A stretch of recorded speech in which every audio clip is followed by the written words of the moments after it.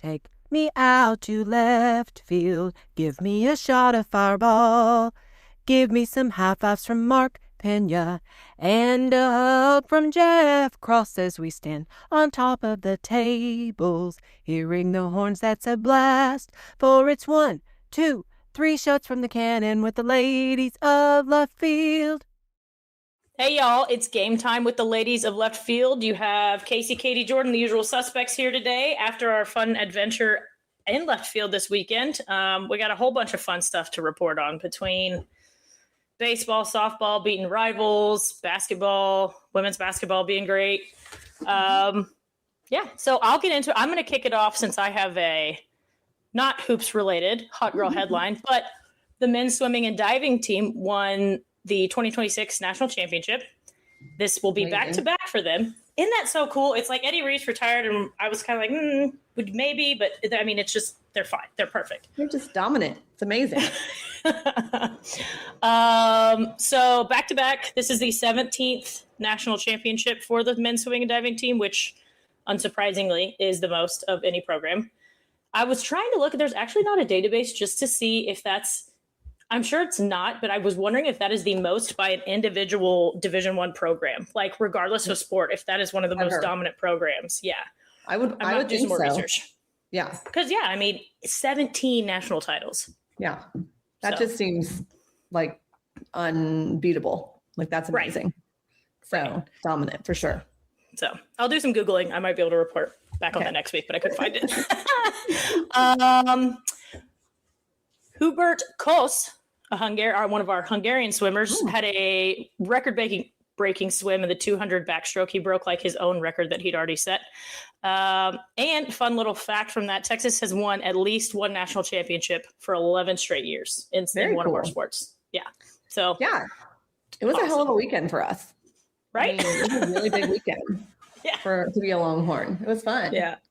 I think we won pretty much across the board. Except our men's basketball team played a heck of a game against Purdue. So close. Close. It was a heartbreaker, but I was just so proud of that run, man. I never thought that team would make it that far and then be really competitive against Purdue. They really should have, maybe could have won that game. So it was down to the wire. I was impressed. That's very good. Yeah. You bummed in the moment, but that's crazy to think that they made it that far. Totally. All right. Yeah. Go. Men's swimming and diving, always amazing. All right, I'm going to go to basketball since we're talking about our UT men's team and talk about the teams that are still in the Final Four. So the Final Four is set.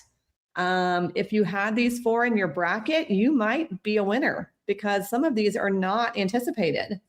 All right, so we got UConn, and I'll come back to that game because that UConn Duke game was wild. Insane. I think Forrest is probably still ruined over that Duke loss and the way it happened. I asked Mark, I was like, have you checked on Forrest?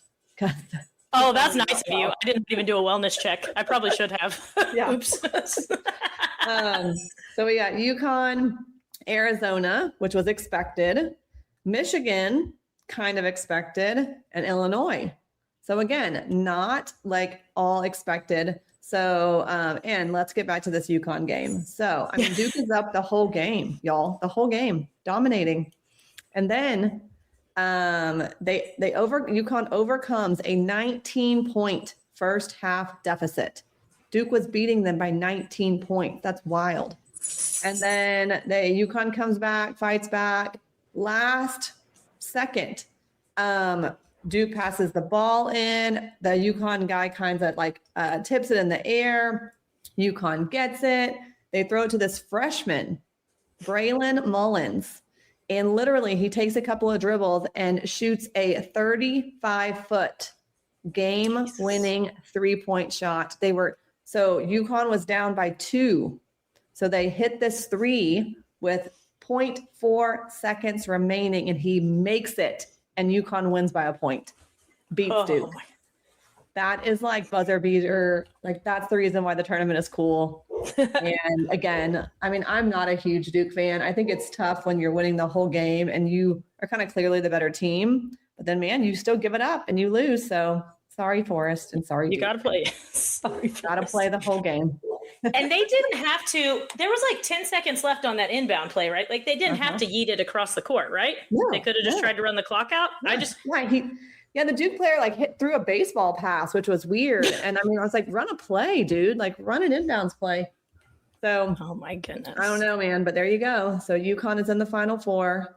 Arizona has just been dominant. I mean, really dominant throughout the whole tournament. I mean, throughout the whole season. But the funny thing is, I mean, you think about Arizona being like a pretty typical basketball powerhouse, but they reached their first Final Four in 25 years. What? Yes, Jordan. This is Arizona. First, right? It is. First Final Four in 25 years. So, and they totally dominated Purdue. So Purdue beat us. They went on to play Arizona. And Purdue got beat up. The final score was 79-64.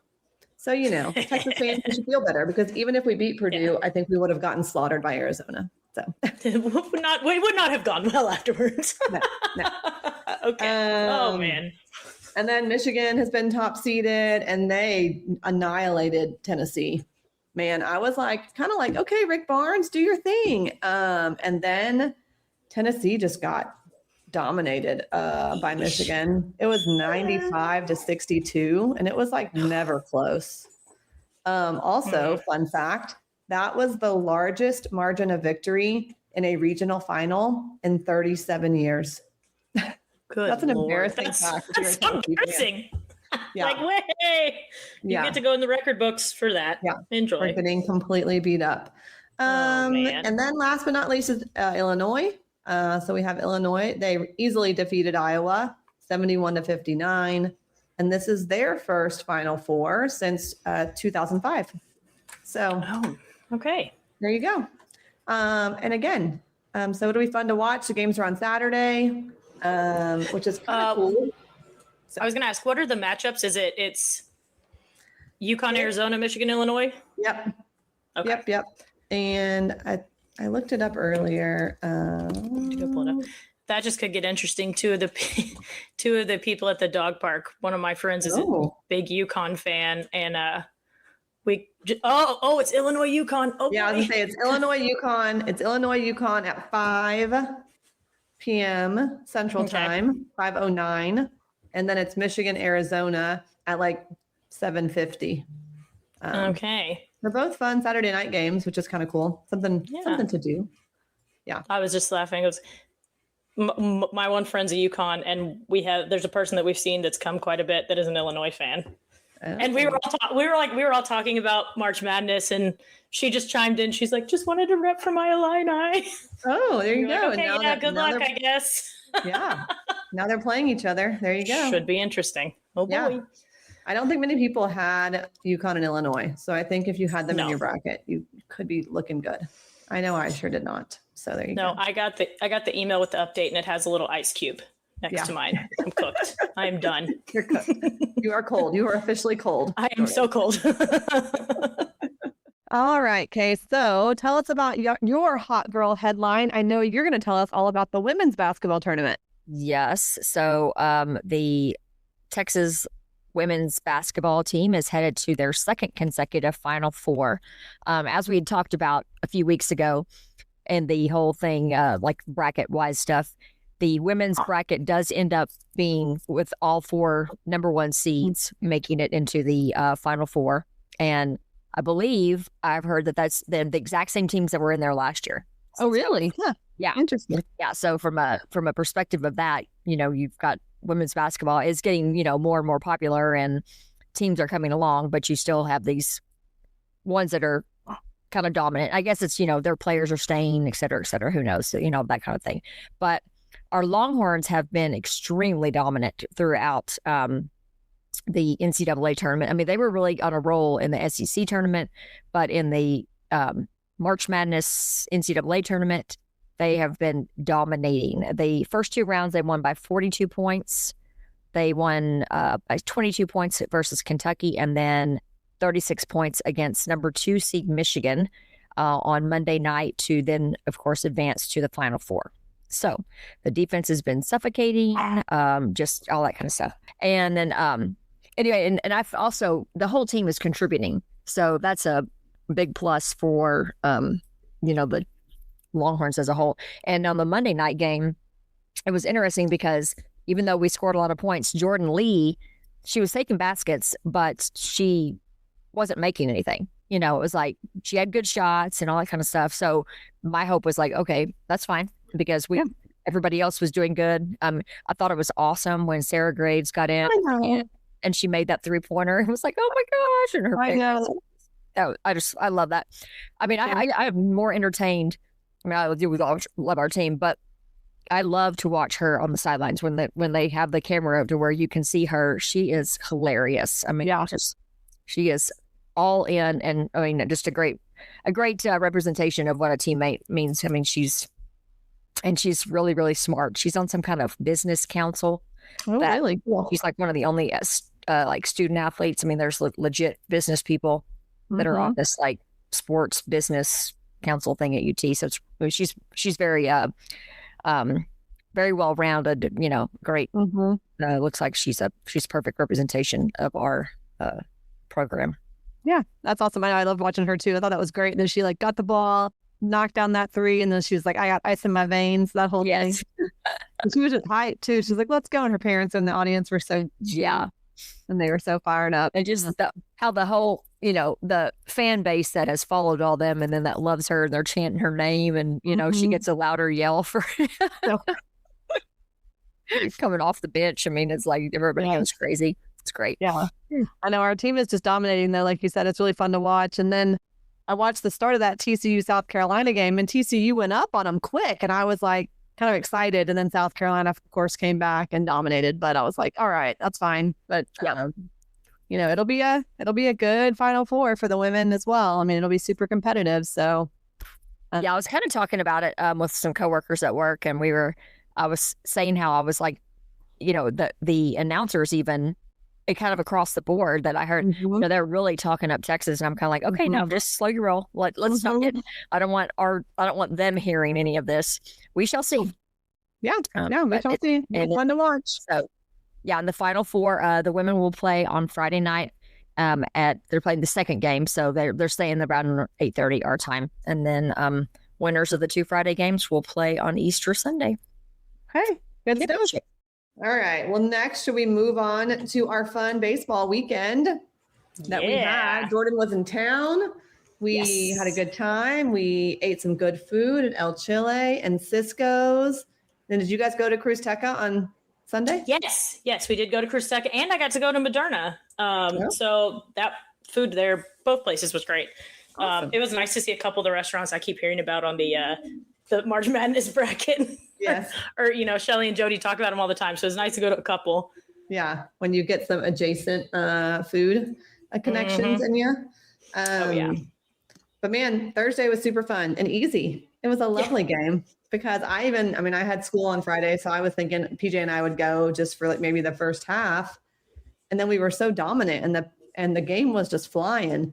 So if you don't know, we won easily 14-0. We ruled them in the 7th inning. So I was like, well, I might as well stay and finish the game and go ahead and give Mark a ride home instead of making him take an Uber. So, that was great. What else happened in that game, Jordan? What else was good? That was a fun one. I was telling you before we recorded, full disclosure, I started and then it got out of hand. And so I was just kind of catching up with people after like the 3rd inning or something. But Ruger went to complete. It's considered the complete game. All 7 innings, 8 strikeouts, 6 hits, no runs. I thought it was cool that all the batters in the starting lineup got at least 1 hit. That is very cool. That is like crazy production. That's awesome. I think the five was either 17 or 19 hits that game. Wow. But who was it? Aiden, Casey, and Temo all had 3 hits each. So started off the series strong, which was awesome. Very strong. 14-0. What else are you going to say? They just looked good. And Ruger, like you said, Ruger just killed it. He was like, had all kinds of swagger and all kinds of personality out there on the mound too, like sticking his tongue out and having a good time. It makes sense. I mean, he did, 8 strikeouts, just killed it. Only 6 hits, no runs for the Sooners. So we love that. Also a little fun that PJ Pena got really into baseball on Thursday. she decided to pick up keeping scorekeeping on the paper scorecard that they hand to you sometimes if you ask for them at the ball game. And all of a sudden, I don't know, it was just sitting on the picnic table. I don't even know who brought it there. And so she's like, what is this? And I was like, oh, you can keep score. And Jody Wynn was right there next to her. And she's like, Jody's like, let's learn how. So of course, the wonderful Logan that stands right behind us, we were like, we know who knows how to keep score. Logan, no doubt in our minds. So Logan got the scorecard ready. He wrote the lineups on it for them and did a little tutorial on how you keep the score. I'll say, I mean, PJ and Jody did simplify it some. Because you can get you can do balls and strikes and you can get like super technical on a scorecard. Yeah. No, I do very bare bones. Yeah. But I mean, they still track like who was on base and like what they hit and all kinds of good stuff and runs and outs. And so it was fun. And PJ stayed highly engaged in this thing the entire game, y'all. I mean, start to finish. And then Friday morning, she's like, hey, text Cindy to go inside and give me one of those scorecards again. Or on Friday, excuse me. It's all weird with the Thursday, Friday, Saturday series. Yeah. But so Cindy was like, I got it. And so same thing, man. She came out on Friday and kept score the entire time and loved it. And that was really fun. So I think it also now she's like knows all the players, knows their first names, last names, numbers, what they look like. And we were driving by the baseball stadium and facility on our way home yesterday from school. And all of a sudden I didn't even see him. She's like, oh, hey, there's Carson Tenney, Aiden Robbins, and Ruger. I love it. And I was That's so awesome. That's hilarious. And I was like, she's like, yeah, that's them. I was like, wasn't me that recognized him. It was all her. So anyways. Yeah, so I think that baseball scorekeeping will stick. So that was fun as well. I love this for her. I also love that it now builds in someone besides Logan to report back on balls and strikes and outs. I'm telling you, we were using her the whole time. People were like, all right, PJ, how many outs are there? All right, like what's the score? I mean, and that's awesome. And she was like accurate the whole time. On it. Oh, I love it. Yeah, that was fun. All right, and then we moved on to Friday. Friday night, a lot closer, a lot more stress. Probably should have said to save some of the runs for tomorrow on Thursday night.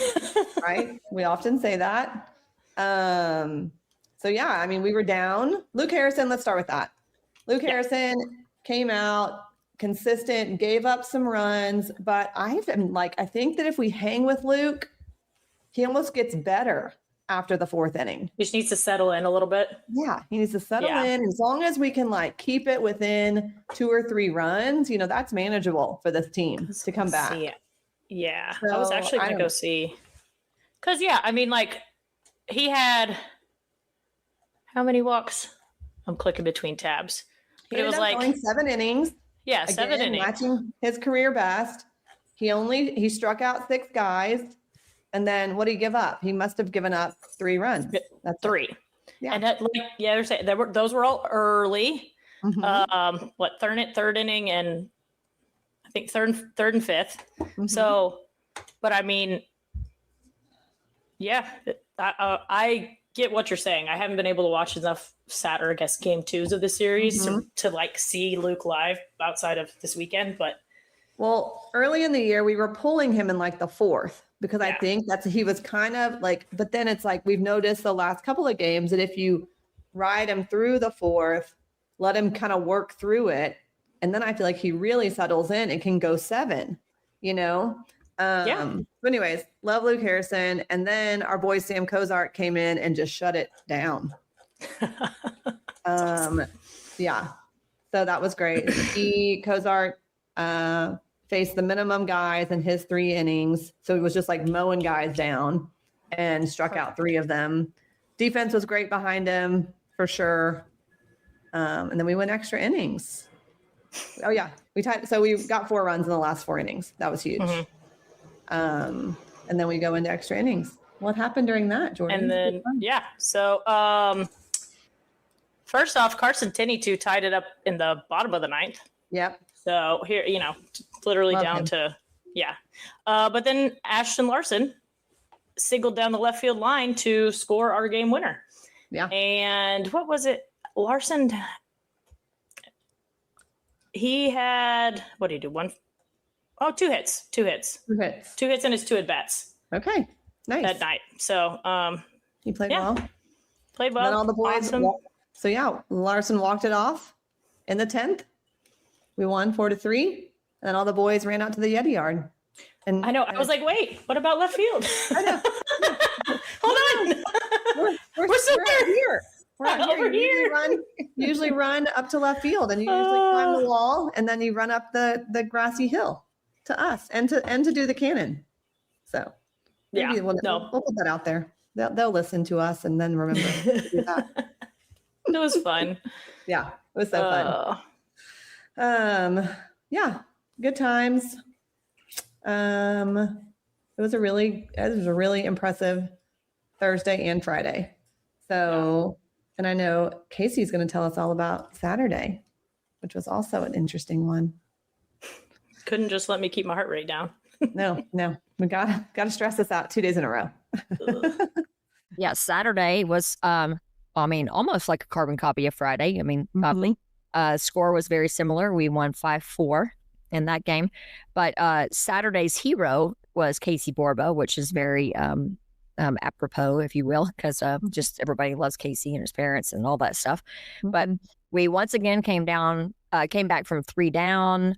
That way we kind of, there was a little action. OU got up ahead early. Carson Tenney, though, got us right back in it with a 2-run home run in the bottom of the 3rd. And then it just kind of seemed to kind of be level there for a few innings. Mm-hmm. And then in the 6th, OU went up by another run. So we were like, okay, here we go.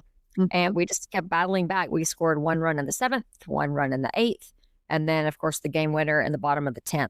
And it very, in all of the drama that you could have with bases loaded and 2 outs and just, the crowd on their feet, yelling, screaming, all the good stuff that goes with the baseball game. And our pitching looks good again in that game. I felt like Dylan Volantis, Brett Crossland, Hayden LaFew, they all were all combined to, keep us in it. In my opinion, doing their part. Crossland went 2 1/3 innings, and then LaFew had a great 9th and 10th inning. I mean, he's sat down all of the 6 batters that he faced against OU. So that's, he did everything that was asked of him. And so those are the good things. Mm-hmm. So, it was exciting. It was exciting to sweep Oklahoma like that. And, because the Thursday night game, like y'all were all out there, kind of, I'm sure it was great to do it, but it, gets to be the whole hum. You're thinking, all right, whatever. And then all of a sudden the next 2 games were like full on, intense competition. Yeah. It was awesome to see our guys, like our pitching did enough. Like you said, I think, that our starting pitchers went long enough, gave up a couple of runs, but enough to keep us in the game. And then it was really cool to see our hitters, really kind of dig deep and get some runs late in the game and get us back into it. So I just think it shows, like we've talked about before, a lot of heart in this team, a lot of never quit, never give up, confidence that they can come back and score these runs. Yeah, it's good. Yep, I agree. So next up for us is in the SEC is South Carolina this weekend, and they do not have the best of records. Right. Right. Don't want to get complacent. Don't want to think that, that everybody in the SEC is good. I mean, everybody's full talent. Everybody's good. So we can't just think, okay, we got this. Right. Right. So, right. For sure. And especially when you're on the road, you definitely don't want to, you just have to definitely stay completely focused. And, and we're sitting atop the SEC along with Mississippi State and Georgia at 7-2. So you just, you don't want to not take advantage of, a situation, but you also don't want to take for granted a situation. Right. So that's kind of my point of view there. I mean, and you don't even know about South Carolina, right? Because they just fired their coach. Yeah. Right. Paul Leary, who used to be the coach at LSU. Yep. And was a great player at LSU. So, yeah. So, I mean, you never know how that can impact a team. I mean, it could be it could be make them just get worse, or for whatever reason, it could refocus them and I don't know. Yep. Get them behind somebody new. So again, exactly. everything is tough competition in the SEC. So I agree. Yep. okay. Okay, so we do around the horns. Yeah. So baseball swept OU, one rival sweep. Softball almost swept A&M. It was close. I made it out there for the end of Saturday's game. I was like, the Thursday to Saturday, and then softball going Friday to Sunday. Mm-hmm. But I got Logan and I walked over, just stood on like those little risers out in left field, which is so smart, and it's awesome. Like, it was packed over there. It was so much fun. Good.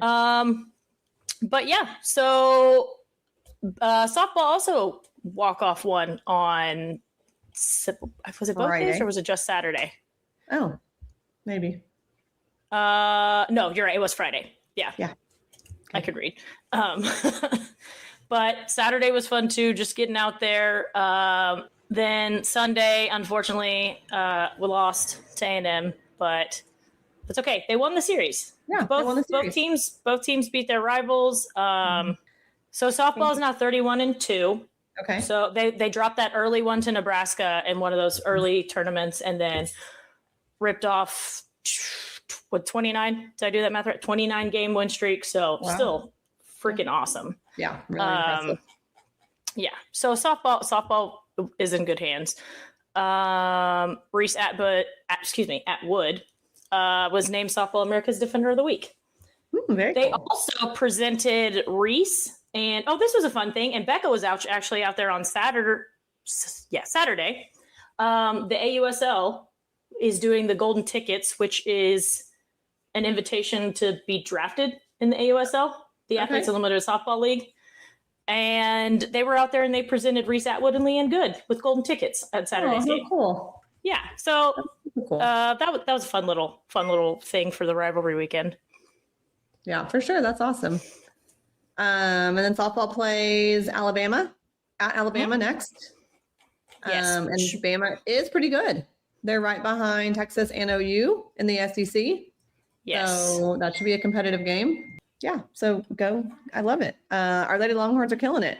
And our basketball team still going strong too. So we love these Lady Longhorns looking Still good. got a lot to watch this weekend. Yeah, for sure. Also, our beach volleyball team got their first win over a number 1 team, beating UCLA over the weekend, which is super cool. I saw a bunch of highlights and things that they were hype. I mean, it was really a good environment. So they had 3 wins over top 10 teams in this 2-day tournament that they hosted. So we beat UCLA, number 1. We beat USC, which is number 3, and we beat Long Beach State, which is number 10. So that's kind of wild. That feels like that's extra winning too, because those are all beachy California schools. They should be good at beach volleyball. Exactly. That's what they do on their weekends. I should have gone to watch some of that. Yeah. Since Texas was hosting. Dang. I know. The environment was cool. It looked fun.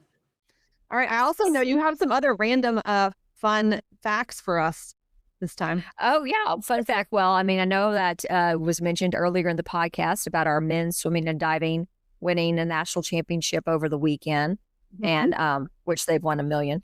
But $1 million. The fun fact that I had is over the last 6 years, the Longhorns have won 14 NCAA titles and by 8 different programs.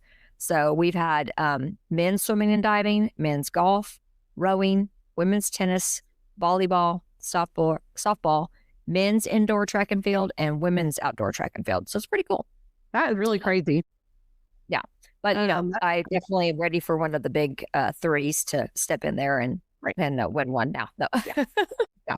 We'll of course take football and baseball first. Yes. But yes, we will. Yeah. Yes. And then just little side notes for people that, know I like golf. We've got 3 of our women's golfers competing in the Augusta Women's Amateur this week. It's Wednesday through Saturday, so it will have started earlier in the week. But we've got Farrah O'Keefe, Lauren Kim, and Cindy Sue. I'm sure that's how you say it. Farrah O'Keefe is one of the top female amateurs in the country. So she's doing really well this year. So anyway, good luck to them and hope that they do well. And then on campus is the Texas Relays. So if you're down around campus and you're like, what's going on? That is what's going on. Very busy. It brings in lots of people. Yeah. Yes. So if you don't like the extra crowds, then stay away from the campus area. In case you're working some relays, no? You have to. I am doing, yes, on Thursday. Thursday, I'm helping with the fish fry, which is an annual event. That's just kind of a part of it. That's been part of the fish fry. I've been part of the Texas Relays for like 30 something years. So, or more than that, I'm sure. And so I'm helping with that. And then that's it. Then I'm heading to visit family for Easter weekend. So I'm not going to be there for the rest of the relays. So I'll leave that in good hands with my coworkers. Very good. Yes. Perfect. Okay. And then you have another baseball kind of last year. Yes. Last week when MLB started, I happened to catch this and I just find this fascinating. Is that the MLB is now this season is using the automated ball strike challenge. It's called the ABS challenge system this year. Minor leagues have been using it for a couple of years, so it's not brand new to people that go to games and all that kind of good stuff. But what this is a batter, a pitcher, or a catcher can challenge an umpire's call on a ball or strike. It has to be immediately. Like the minute it happens, they touch their helmet or touch their glove or whatever. I know a batter touches their helmet. Okay. And so I don't know what exactly what a pitcher or catcher does, but it's got to be quite, right then, and it's by them.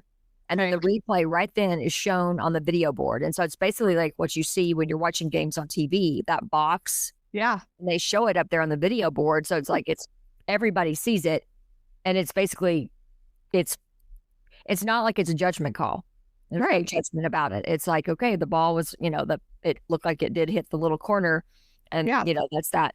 And coaches said that I read about that coaches were like, some were trying to like come up with their strategy of how to use it.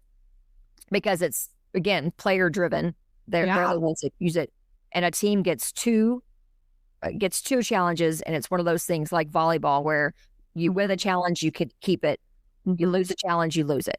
So, I don't know if it, like when I was telling Bart about it, he goes, oh, another thing to slow it down. I go, no, it's not going to slow anything down because it happens right then. It's like on the field, there's no movement. Umpires aren't moving around, going and looking at film or anything like that. So I don't know. It was used the very first game, a Yankee batter, and he was wrong. Like, ball was called a strike and he thought it was a ball and it was right on the edge.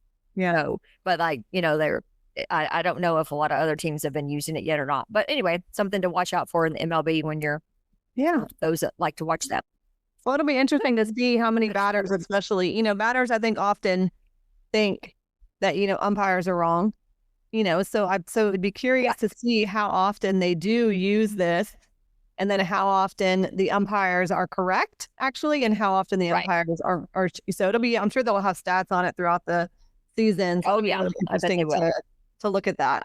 So also special shout out on Saturday, our good buddy Glenn hosted a delicious crawfish boil for us out there. And we had all the tortellonis. It was just good.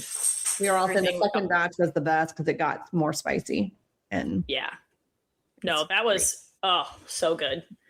It's one of those like I had to walk away so I didn't just stand there and eat the whole time. Then I came back after the third batch and I was just like picking through whatever was left because it's so good. I know. I did the same thing. I went over for the first batch, like immediately ate some and then walked away. Like literally had to walk across the street. And then like maybe while we were playing, I think it was like when I was like, I'm gonna take a break and see what else we got over there. Yeah. And I was like, oh yeah, this is delicious. So yeah, it was fun. And a nice way to, I don't know, just bring people together and have some extra added fun and delicious food in the left field. So it was great. Yeah. And all you angry Cajuns, leave Glenn alone. Tortelloni belongs in a crawfish boil. Just totally belongs in a crawfish boil. Mind your own business. Yeah. Don't knock it till you try it because then you're never going to. That's what people were like coming over for. And so many of the, like, I feel like a lot of like, especially the ladies of the group, no one wants crawfish, but everyone will come over for the tortelloni. And I'll say Denny, who is a legit Cajun and LSU guy, he was like, no. He was like, I don't care. He was like, I always say that Glenn is probably top 5 best boiler that I know. He was like, and I know a lot of people who freaking do a boil. He goes, so, you know, I'm going to give him lots of credit there. Good. No, yeah, it was awesome. I think some of the softball girls even stopped by after and were picking up food on their way. Oh, good. Good. I love that. Yeah. So it was a good weekend. Right. It was so much fun. Yeah. Well, we do not have a game this weekend. We play at South Carolina and then. Which I will actually be going, well, Thursday and Friday anyway. Oh, yeah. Good. Have fun. Yeah. Anybody else going from the crew? Yes. So I know Cross, Logan, probably Brian, I think Forrest, and then Becca's actually coming in. Becca will be here Wednesday, and she's staying through the week. So she's going to come into Charlotte, and we'll hang out for a day and then drive out there together. So fun. That'll be good. That'd be great. I was like, I don't see you guys for 6 months, and then I jam 2 weekends together. Yeah. Well, good. You guys get all the wins in South Carolina. That would be super fun. I'm excited for kind of a chill weekend, and I'm sure you're excited for family for Easter, and we'll watch sports on TV, but because there's a lot going on TV. You know, we have, you said basketball, baseball, all kinds of good stuff, but it'll be nice just to kind of do it in a low key way. So relaxed with sitting. Yeah, exactly. So we will not see y'all in real life, but we will see you, you know, in the kind of sense of all that is like our, you know, that we love, and we'll see y'all in left field. See you on left field. That's right.